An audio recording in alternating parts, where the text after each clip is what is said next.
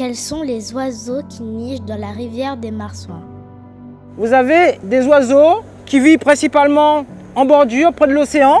Il y a la poule d'eau, il y a le butor, ou sinon on appelle aussi le héron strié. Ce sont des oiseaux protégés. Vous avez aussi ce qu'on appelle des oiseaux marins. Il y a le paléonqueur, il y a le pétrel, le bélier, c'est le bélier qu'on appelle aussi le tisserin, le nodie. Vous avez aussi des oiseaux forestiers. Le tuituit, l'oiseau lunette, l'oiseau vert, l'oiseau la vierge, le papang sont des oiseaux forestiers qu'on trouve plutôt dans la partie haute de la rivière.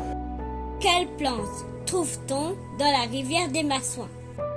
Ce que vous voyez ici, là on est dans la partie, on va dire, qui était déjà très aménagée par l'homme. Ici, vous avez essentiellement des espèces exotiques en termes d'arbres. Vous avez la canne fourragère, vous avez le faux pavrier là-bas, bois d'encens, faux pavrier, la bérose aussi, qu'on appelle bérose. Vous avez le vacoir. Bon, ça c'est plutôt indigène, mais voilà, quelques espèces rares, des reliques indigènes. Pomme d'Aco, plus loin, qui est plutôt des espèces qui poussent près de la mer, hein, donc qui aiment l'embrun salé, comme la canne fourragère ici, que vous voyez au niveau des canaux d'ébichiques, qui domine, c'est la canne fourragère quand même. Voilà.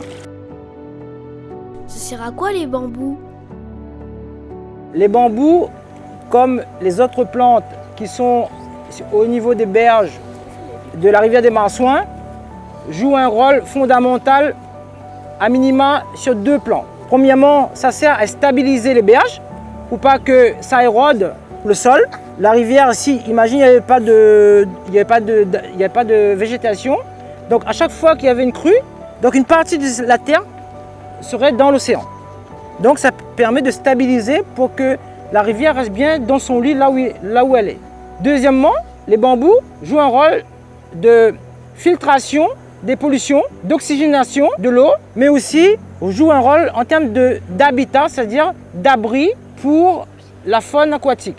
Les poissons, les crustacés vont pouvoir habiter dans ces racines, donc se protéger contre les prédateurs, trouver à manger et aussi se préserver des phénomènes de chasse d'eau s'il y a une crue. Ils ne sont pas entraînés par les courants.